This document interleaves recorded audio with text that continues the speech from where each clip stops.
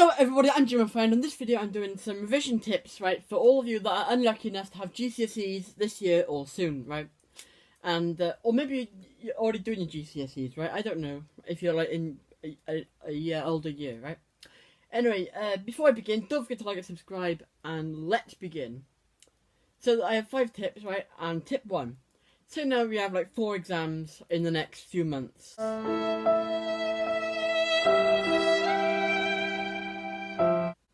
Right, and you need to revise. Let's say that like one's on the 25th of May, right, and one's on the 5th of June, right, and the others are irrelevant for now, okay? You should revise the one that's first, obviously, right? I know it's quite obvious, right, but you'd be surprised that people will revise for the second test when the first one hasn't even happened yet, right? And, however, in this example, right, the 2 exams are quite close to each other, so you'd have like weeks to revise for the first one, but then a few days for the second one.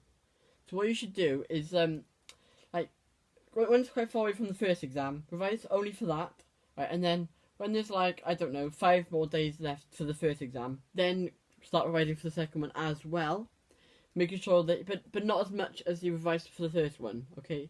Revise significantly less for the second exam until the first one is over, then revise as much as you have, like you would for the first one, once it's finished, okay? Second tip, use post-it notes. In my room, right, I've currently got my tips on the ceiling. I'm not joking to you. This should be like a recording right now, right? And see, I've got a high sleeper kind of bed, right? And if you sleep straight, then or just like I tend to relax straight and look at the ceiling to daydream and look in that direction, then you're looking at the notes, right? I've currently got silent revision notes on my ceiling, right? And yeah, if you're sleeping, right, and just before you're thinking about all these exams and the tips, right, then your brain will remember the info. Although if you're thinking about the exams themselves, then you might end up panicking, right? Tip 3. Now this one's quite a controversial one. Do not revise too much, right? Now people might just say, oh, 1 hour is too much, right?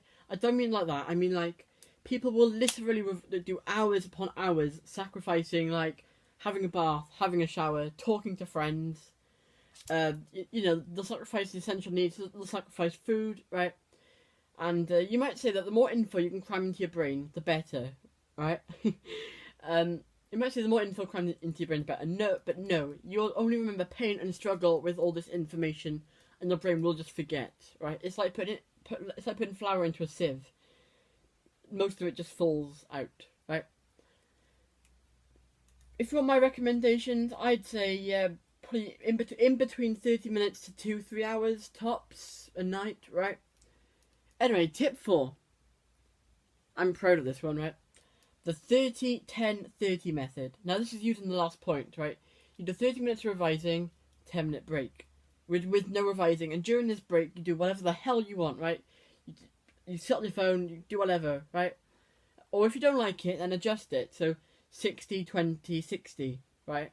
This can be adjusted to what you prefer, obviously, right? I'm not telling you what to do. And tip 5, watch a comedy whilst you're revising.